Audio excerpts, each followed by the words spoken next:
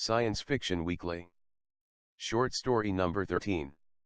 Stellar Flash, The Pilot. Short read series. By Neil A. Hogan. Published by Maldek House. Copyright 2017. www.sciencefictionweekly.com. Stellar Flash, The Pilot. By Neil A. Hogan. In the 22nd century, humans and aliens are exploring universes on different frequencies, with various missions and agendas. The newly inaugurated ship, the Stellar Flash, is on its maiden voyage, having just flash jumped from Saturn base outpost X-1A to a nearby star system, one that exists in the same location but on a different frequency to humanity's solar system. The interdimensional coalition spacecraft Stellar Flash materialized and swung into orbit around a nondescript brown and purple planet. Its dark triangular shape crowned with a silver sphere made it look more like a floating piece of decadent chocolate instead of a top-of-the-line frequency research vessel ready for first contact. Captain Victoria Hartness strode purposely along the main corridor, but stopped to look at herself for a moment in the reflection of the door to the bridge. She checked her clothes. Blue jacket, tight pants, nothing out of place. She was slightly chubby for her early 40s, but she put that down to her previous desk job. Maybe I'll get some nanites to work on those hips for me. Her short black hair, cropped tightly and pointing directly along her chin line, was the latest in hairstyles. Even so, the only one that would be able to appreciate it was herself. She was the only human on board. She humphed and shook her head. The ship had just shifted to a higher frequency and she was getting a bit sleepy, as things had become slightly dreamlike. Her mind began shifting back to her younger days, and she shook her head. Focus. She took a sharp breath, then pushed hard on the door and stomped into the spherical bridge area, the door quickly swinging shut behind her. This was it. The last mission. But her first on the Stellar Flash. Then she took another breath as she saw what was outside the ship. The 360-degree view had been dimmed to make sure the binary red suns in the foreground didn't white out the entire bridge, and the view was so clear it was almost like everything was made of glass. She was glad it wasn't. Hartness involuntarily shivered when she saw the massive, deadly, unforgiving stars. The thought of this star system somehow making it into her frequency. Instant black hole. Flash jump systems confirm long-range drone records, began her first officer, who she had affectionately called Spinny. 30 planets on not quite elliptical orbits, and a few that might have life. Spinny turned its purple body and larger spines towards her, and she knew she was looking at his front. Similar in shape to a sea urchin, sometimes she had trouble working out which way he was facing. Then again, she didn't think the urchinoids really needed to face anywhere. The fifth planet is in the human Goldilocks zone, and its gravity is a bit lighter than Earth, but its atmosphere is too toxic to support life like yours. I'm reading high levels of hydrogen, nitrogen, and carbon dioxide, but barely any oxygen. She thought for a moment. Carbon dioxide. We could send Leafy. Hartness waved her hand at their Floran pilot. Leafy had only just joined the crew from Avenue's Flash, so Hartness hadn't had the chance to work with her yet. Even so, her resume read well. Several months serving with Captain Hunter, assisted many on surface missions, saved a crew member from asphyxiation by smothering them with her oxygenating fronds. But, this morning, she had been late to the ship. The first mission with a new crew and new ship, and she allowed herself to be delayed by her lover. If she was going to let her emotions get in the way, Hartness decided she had to keep any eye on her. Success, ma'am, said a worm-like creature with multiple sucker-like leg protuberances on its front. Cuddly was a bit like an exotic caterpillar, but with no head. Stellar Flash has detected surface dwellings that seem to have been printed rather than formed by insects. It looks like we might have a potential civilization for first contact. She couldn't believe it. A planet with life just a frequency shift away, on a ball of rock that had barely any oxygen? How could that even happen? Amy. Her glutinous, blob-like doctor and astrobiologist unstuck herself from her white panel and curled towards her, burbling, as her translator explained. Minor photosynthesis reactions detected suggest low energy systems, similar to Earth 1.5 billion years ago before the second snowball period. Small pockets of oxygen in some places, but not enough to spread around the planet. Victoria immediately activated her force suit, the electromagnetic field enveloping her and creating a stable atmosphere within. "How exciting," she said, eager to get going. "Let's go meet some aliens." Her crew were silent. What? Here she was chomping at the bit to get down to the planet, and none of them had moved from their positions in front of the screens. Did she need to be morale officer, too? "Oh, come on, guys," she said. "I'm not going to make our last trip together too serious. Every time we flash jump it's a matter of life and death, or a chance of never being able to return to our exact timeline or frequency. We take risks every day. Keep smiling and turn your spacesuits on." Then she remembered, none of them actually had the type of mouths that could smile. Harkness moved past Spinny and Cuddly, and looked them all over from the center of the bridge. Geo, a black ball with triangular blades sticking out of it, was her astrophysicist. Next to Geo was quite a scary-looking insectoid creature with 6 eyes and 12 legs, who had a tongue hanging out like a dog. She'd affectionately named him Puppy, and wanted to hug and run away from him at the same time. But he was a brilliant security and systems officer, and told some great jokes. And then there was Amy. An amoeba-shaped alien that had complete control of every atom of its body. Amy was their backup surgeon in case they were away from the ship, or their AI couldn't complete an operation. Amy's liquid form was now lying across the blank control panels, sensing the electrical signals of the software. While Geo and Amy's jobs overlapped, Amy had more experience in emergency surgery on alien bioforms. She looked at the 7th control area. It was empty. Where was Taurus? She tapped her interfrequency communicator. "Taurus, are you there? Just not on my frequency." "He's recharging, ma'am," said Puppy. Was it one of his jokes? Yes. Nice try. Harkness knew that Taurus was an energy being. He didn't need to recharge, as his energy came from the universe around him. But he did crackle a bit. A floating ball of static with a blue energy tube running down the center of him, crackling excitedly about the mission. There was no crackling now. "Anyone know what has happened to him?" she asked. "We don't know," said Leafy. "Well, I was going to give a speech about exploring new worlds and new civilizations, but it can wait. We need to locate Taurus." Puppy had already faded, scanning up and down the frequencies. They began checking every part of the ship, trying to locate Taurus. After several minutes, they realized it wasn't possible. There was nothing remotely like Taurus aboard. Hashtag. With the landing delayed while they tried to work out what had happened to Taurus, Harkness was getting annoyed. How could an energy being simply disappear in a flash jump? Since that unfortunate incident a few weeks ago with the children, every crew member was symbiotically linked to their ship. There would be no flash jumps without the people inside moving with it. So, what was she going to do? "Captain," said Spinny, his slapping speech almost as loud as his translator. "I think Taurus is still here." The captain was intrigued. "So, definitely another timeline or frequency, yes."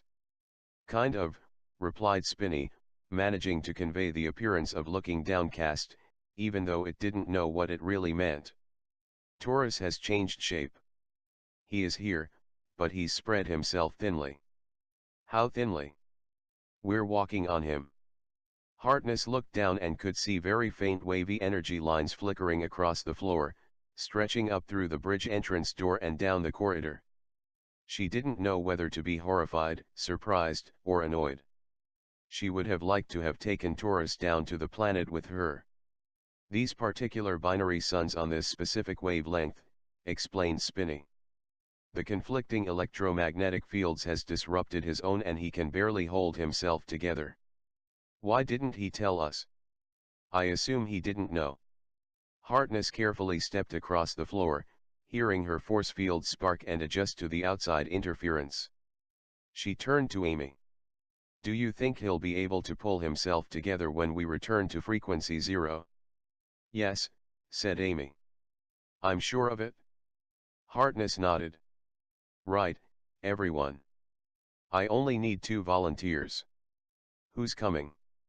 Just then there was a beep, and the AI requested their attention, a deep sexy voice, like a jazz or a rap singer.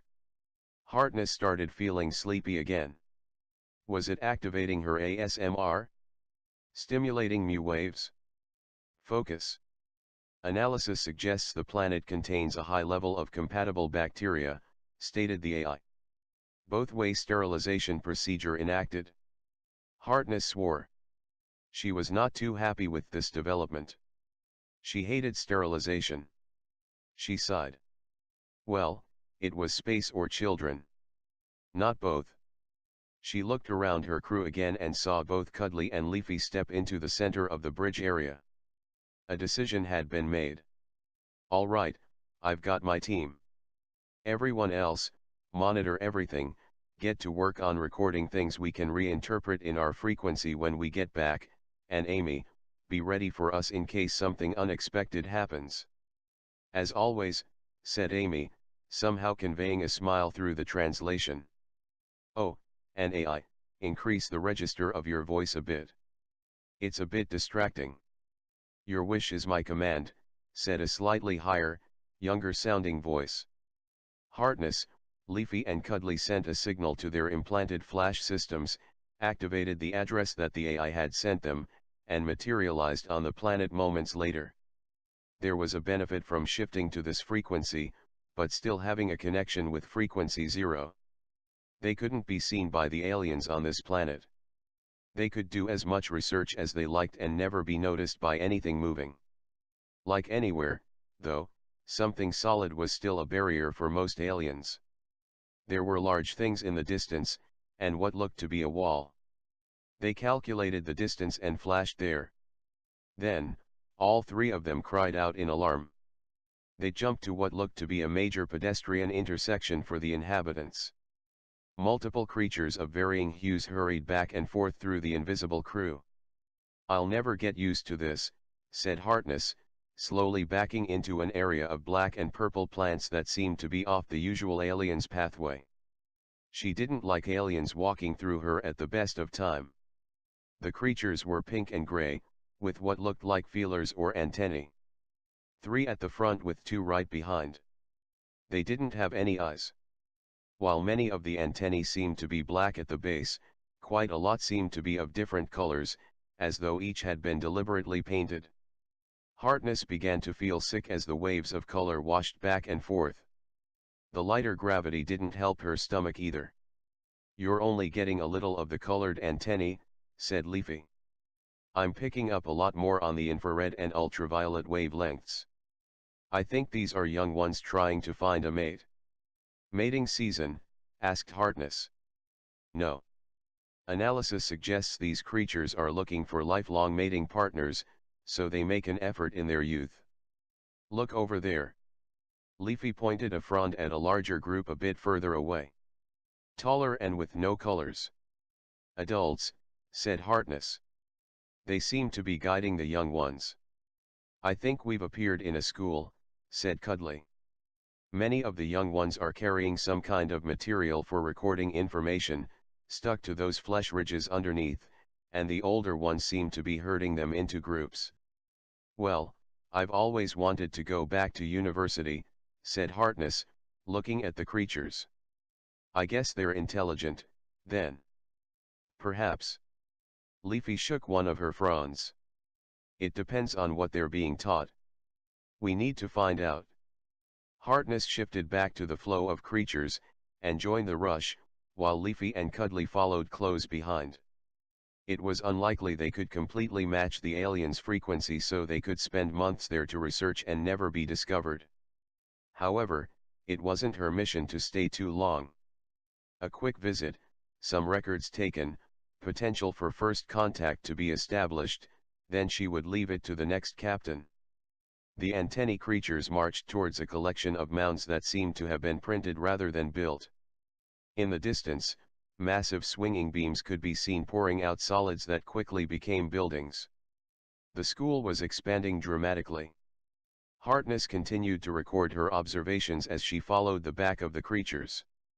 Just then, one of the creatures turned to her, looked directly at her flickering force field enveloped form, and made a loud scratching sound. Had she been seen? Oh, said Harkness. The other creatures stopped, and looked in her general direction. While the scratcher pointed her antennae directly at Harkness, the others seemed to twitch theirs around her, sensing something there but not quite seeing. They flicked their antennae at the scratcher, then kept going. Could she guess? Apply anthropomorphic thinking to the situation? The kids had dismissed the wail of the kid who saw her. She was sure of it. She immediately felt sorry for him/her/it. This would be a terrible first contact situation. She had to prevent it. She had to make sure the child forgot her. Otherwise, it might cause problems for them later. She felt Leafy come up close to her. You don't need to speak.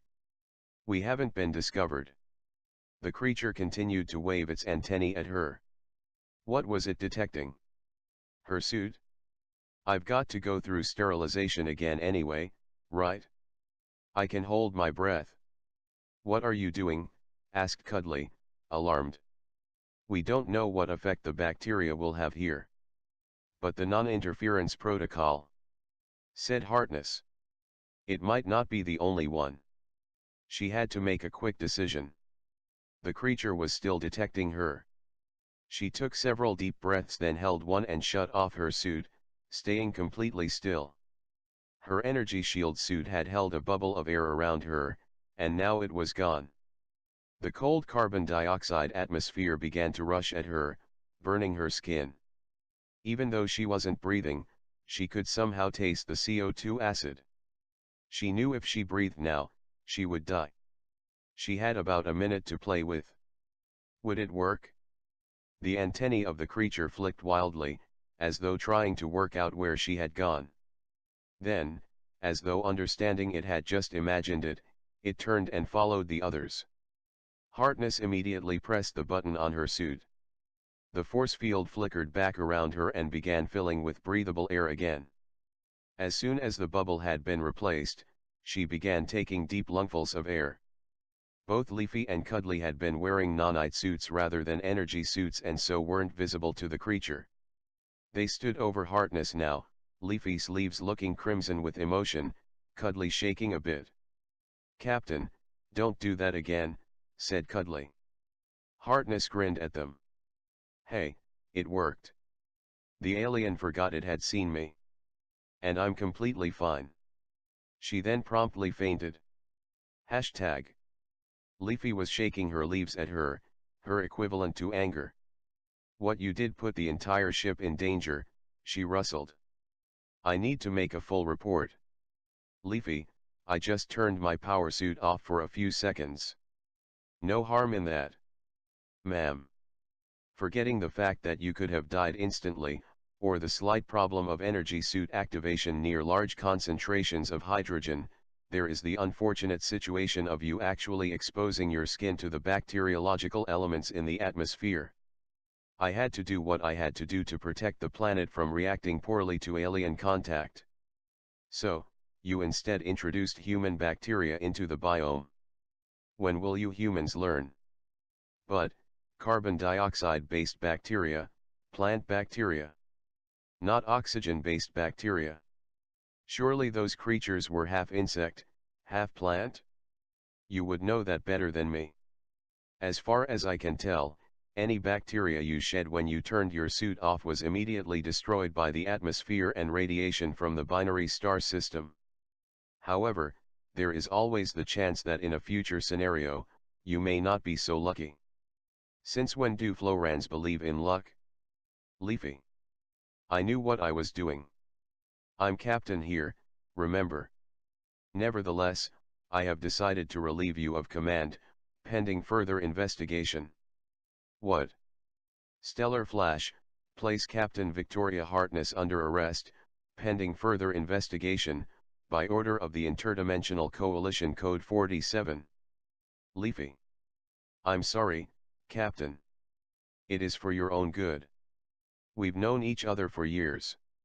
Nevertheless, it's time we took things seriously. Let's just say I've turned over a new leaf.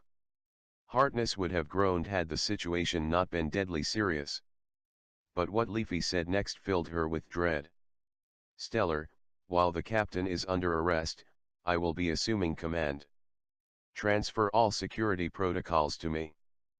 Password $% and $##. Leafy left her in the medical room without another word. Harkness' mouth fell open, then closed again. She couldn't believe it. They had been friends for years. Years. And it had been such a small thing, and even then, she had risked her life to protect their mission statement. Something was definitely wrong. And she was going to get to the bottom of it. Hashtag. The ships of the Interdimensional Coalition within humanity's charter had been designed with humanoid shapes in mind, but allowing for the taller and rounder humans of the lower gravity colonies. High ceilings, wide console areas, ergonomically adjustable for individual shapes, and no seats, it had been relatively easy for even the least humanoid aliens to join the crew in the centers. While much of the initial exploration across the frequencies had been done by automated sphere-shaped AI drones, due to the incompatibility of the frequencies, the most the drones could bring back was location information and a basic assessment. No samples, no images, no messages, nothing. It wasn't much better for the crew either. Memories of shifting between frequencies had the unfortunate effect of becoming dreamlike when returning to their own vibrational level. Crew members had to engage in thorough and repetitive frequency-changing exercises to be able to retain the images of the worlds they've seen, and then make a full typed or mental download report for the records. Another complication was the need to return to the exact time period that the drone had been sent from. There were so many unforeseen forces, from an unknown third star, an undetectable piece of dark matter, to more exotic things like energy vortexes connected to alternate realities, that sometimes it was absolutely necessary for physical beings to be sent rather than automated drones. Of course, once an initial investigation had been made by physical beings, it was usually possible for specially built drones to be assembled on the newly contacted world, and then bring a piece of the higher frequency materials into the lower frequencies for careful analysis. Harkness was all for getting drones to continue investigating this particular planet, if she could just get away. What did Leafy want here? There was nothing. She looked about the medical bay. It was for all beings, including the robot maintenance and security systems, and contained a lot more tools and materials than a normal hospital back on Earth. Rolls of wire, plastic tubing, circuit boards, chitin and rib cutters, and more. You could probably build an army here. She turned to get off the bed, but a robot hand snaked out from the wall beside her, and pushed her back. What? Please remain, said the AI, sounding like a young human male with his voice about to break. I'm perfectly fine. I'd like to go now. You have dry ice burns. Medbits have given you a booster, but your epidermis is going to be a bit sensitive for a few days while your immune system repairs it. I know. I can feel that. I can still function. Please let go. A force field corridor has been created to channel you to your cabin. Harkness sighed. Leafy wasn't letting her go anywhere. And, now that she was in charge, the others would meekly follow. I'm leaving. Let go of me. The robot arm snaked back into its holding shelf, and Harkness swung her legs onto the edge of the bed and slid onto the floor. It crackled slightly when she touched it. Taurus. So, they were still in the binary system. Stellar Flash, why haven't we moved yet? Analysis of the new aliens is continuing. But, surely you would have got everything you needed already. The captain has requested everyone to remain. Why? The computer remained silent. She guessed she no longer had authorization to ask mission questions. She opened the door and could see the faint blue shimmer on the walls that showed her that a force field had been erected to take her back to her quarters. Looking around the medical bay, she quickly gathered a few minor things from the cupboards and pocketed them, then headed out, glad the robot arm hadn't stopped her. As the door closed behind her, the force field fell into place, creating a wall between her and medical, which then moved towards her. Programmed to push her to her cabin. She shook her head. This was going to be difficult. Hashtag. Her cabin contained everything she needed, including a food printer. She could live here for weeks, but she definitely wanted to get out immediately. She pulled what she had grabbed from the medical bay out of her pocket. Nothing that would have caused the robot arm to react. Some plastic tubes, a bowl, some copper wire.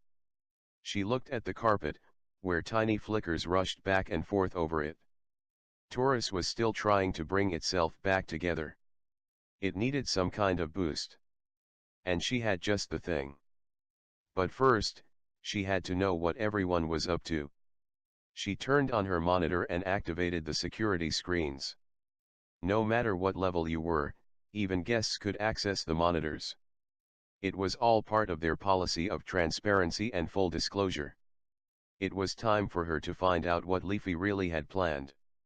Leafy was overseeing the other aliens.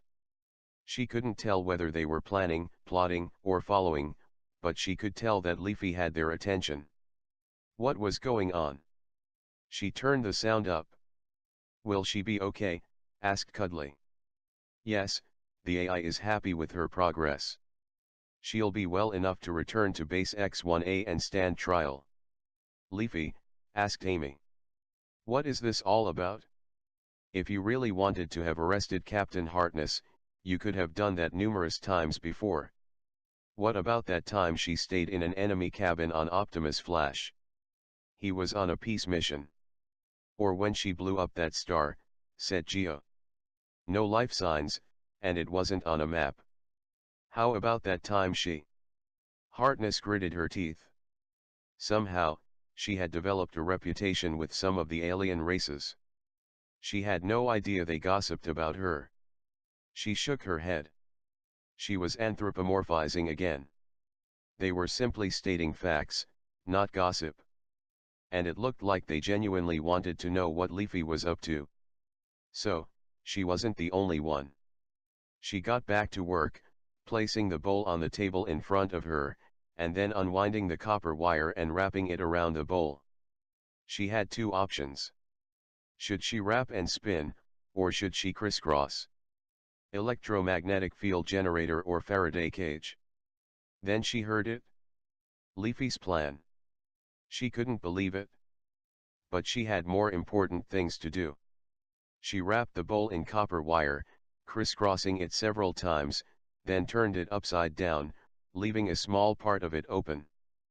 Perhaps Taurus could use the small cage as a booster for its shape. She only needed a piece of Taurus to come through to be able to communicate with him. Perhaps he'll figure out what she's trying to do and help. She watched the flickering of energy. A few waves pushed closer to the bowl, then moved away again. It didn't work. She sighed, then remembered she had failed bioelectromagnetism in school. She had to find another way. Hashtag. I have relieved Harkness of her duties, and I am now the captain. You will do as I say. Ma'am, began Spinny. I can't do that. Landing this ship on the planet will cause problems for first contact. Something this big would definitely be detected by the more sensitive aliens. Not to mention that it'll introduce bacteria into the biome, the reason you removed Captain Harkness from duty. Not only that, but... Leafy was shaking and getting more agitated. Spinny, you have disobeyed the direct order of a superior. You're confined to your quarters until further notice. She pressed a button and a force wall appeared around Spinny, guiding him back along the corridor. Leafy, this is not you. Listen to me. Something has affected you. Spinny's translator continued yelling as the wall took him away. Leafy, listen to me. The other crew members looked at Leafy in shock. Anyone else? Asked Leafy, expecting no further conflict. Yes, said Harkness, coming through on the intercom. I would like to help. She looked at Leafy's three mouths as they opened and closed. Leafy was waiting for her to continue. Leafy, I understand. I'm sorry if I upset you. I'm sure you have very important reasons for us landing. As you're the captain, I should do whatever I can to help you. I recommend you plot a course for any empty landmass with no population. That way there would be no conflicts, and limited bacteriological infection both ways. After all, that's why you had me arrested, right? Land on the night side. There are a couple of suitable locations near these coordinates. Perhaps the first one would be good for you. Harkness sent her suggestions via the normal guest messaging system, and within moments Leafy had the images on the main screen. I think the second one is more suitable, said Leafy. Let's do that then. Then, when you've done what you need to do, you can take us all home. Leafy instructed the AI to land at the coordinates.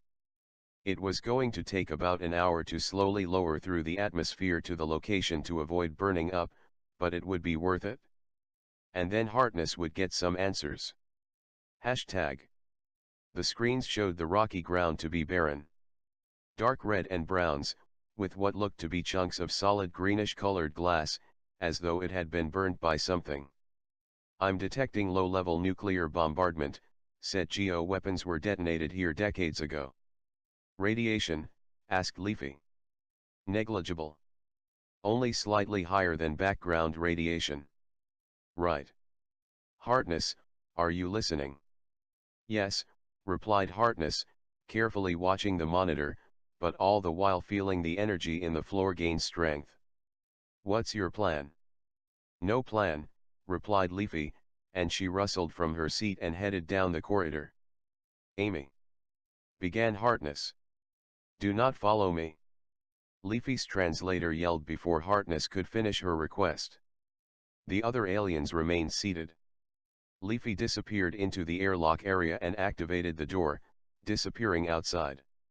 Harkness connected her cameras so that her crew could see her.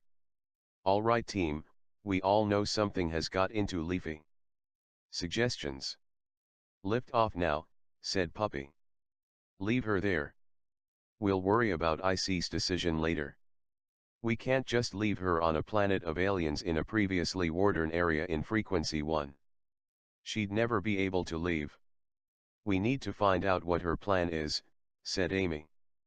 Cuddly, can you switch the picture to outside? Asked Harkness. I'm locked out. Only internal cameras are working. I'm working on circumventing the lockout, burbled Amy. Give me a few moments. Great. I'll try something this end, replied Harkness. Harkness switched off the screen. She didn't know if Leafy had been monitoring their communications or not, but she didn't want her ace being revealed just yet. She looked down at the floor and was surprised to see the energy field roiling and boiling. Almost like something was hitting a sea with strong sound waves. With a flash that seemed to crack across her room, the energy field rushed together like a reversing supernova, and Taurus was there. Thank you, ma'am. The night side of this planet gave me some shield from the binary suns. I had no idea. I've been around many binary suns before without problems. Frequency 1 binary stars. Possibly. But more probably is that Leafy disabled the electromagnetic field protection. What? Why would she do that? Taurus spun and spluttered. No idea. But I'm heading to the bridge to reactivate it now. No, not yet. We need to find out what Leafy has planned. Taurus changed to red, blue then green again. Understood. Can you get a fix on her? Taurus energy ball shape spun slightly, then slid through the wall. Harkness turned to the screens and connected with the crew again. Any progress? None. Leafy used a prime number that is considered illegal by the IC. Even Geo doesn't know it. There was a crackle and a new but familiar voice came through the speakers. Why have logins when you can just create a different path, said Taurus. The image was replaced with a signal from the cameras outside, broadcast through the field of Taurus energy. A night sky, with a myriad of stars, the Milky Way looking very different in this frequency. In the center of the image, Leafy stood straight, her leaves out, mouths open, unmoving. What? Said Harkness. Analyzing, said Puppy. She's growing roots. She's planting herself into the ground. Oh. On the screen, Leafy began to glow as parts of her began growing outward. The high concentration of carbon dioxide in the atmosphere along with the energy she'd already absorbed from the twin suns had massively increased the speed of her metabolism. She was growing fast. Okay, said Puppy. Mild-mannered plant is affected by a radioactive island and suddenly becomes super leafy. Well, I don't think she's planning on saving any worlds, said Amy. Harkness suddenly knew exactly what Leafy was doing. All the pieces had fit together, no anthropomorphizing needed. All right, guys. I know what's happening here. We need to stop it. Any chance of releasing me? And me, said Spinny's voice. On it, said Taurus. There was a crackle and flash and both Harkness and Spinny's doors slid open. They entered the corridor and headed towards the bridge. If Leafy is going to do what I think she is, then it is the end for this world. She's just a plant. How is that even possible? A plant full of seeds ready to spread. Oh. They rushed to the bridge. Hashtag. The airlock slid open and the suited crew exited and surrounded Leafy. She writhed and shifted, vines growing out of her at high speed, roots stretching under the ground. Leafy, you've got to stop this. You'll destroy any chance this world can join the coalition, implored Harkness. Leafy, are you listening? Asked Spinny. Amy reached out a glistening rope of herself and touched Leafy briefly. There's no consciousness. Leafy is gone, subsumed by the growth. She's spread herself thinly through her roots and now no longer exists. Can we pull her back together? Like Taurus? Asked Harkness. Unlikely, said Puppy. She's not the same Leafy. Somehow, she has been pollinated. When that happens to Florans, it's all over. I'm enacting Protocol 47, subsection. Interrupted Harkness. Ma'am, you're not the captain, said Spinny. And, I think, there might be another way. Spinny turned to Taurus. Plants require water too, don't they? Plenty of water here, said Taurus. Quite a large water table, and in the middle of a lake. But, you could dry it out. Taurus spun, unsure. If her roots reach the lake, she'll be able to filter the water, said Harkness. We need to stop her before she spreads her seeds. Not long to go, said Cuddly. Look. He waved a blobby foot in the direction of Leafy's trunk, and they could see seeds getting larger. The seeds were rough-looking, with little spikes, and what looked to be something like a drill end. They looked like they could hit the ground, bury themselves, then begin growing in moments. Cuddly, you're third in command. With Leafy indisposed and both myself and Spinny removed from duty, you're now the captain. The AI will recognize this. You've got to give us our authorization back. Stellar, AI, this is Cuddly. Please confirm the removal of Leafy from the position of captain due to mental issues, and reinstate both Victoria Harkness and Spinny to their rightful positions. Confirmed, said the AI. Welcome back, Captain, said Spinny, as Leafy's leaves continued to curl and grow, and seeds on stems grew closer and closer to the ground. I trust you won't burn Leafy. Taurus, asked Harkness. Taurus shook, then spread outwards across the island, covering the terrain in a thin magnetic layer. The blue energy flickered, then seemed to be absorbed by the ground. Harkness looked across the sea and could see the faint light of the first sun beginning to rise. If Taurus couldn't start now, it would soon be too late, as the binary sun's electromagnetic field would make it impossible for him to come back together again until nightfall. Just then, Leafy began to shake, her thick foliage beginning to shrivel, her vines, leaves and seeds shrinking back into her body. Had Taurus done it? Had he succeeded in reversing Leafy's metamorphosis? Leafy started screaming, her three mouths stretching wide as though she was being cut. What was Taurus doing? Essentially, we're all just energy, said Taurus, coming back together. I just played with her on the subatomic level. What did you do? Let's just say she can't be pollinated anymore. They watched as Leafy's vines continued shrinking, her leaves pulled back into her body, the seeds shriveled and were absorbed, and then her size shrank back, all the while her mouths were screaming. Then, something strange began happening.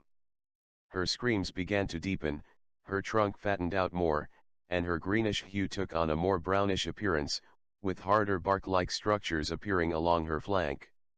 Harkness turned to Taurus and raised her eyebrow. She's now a he.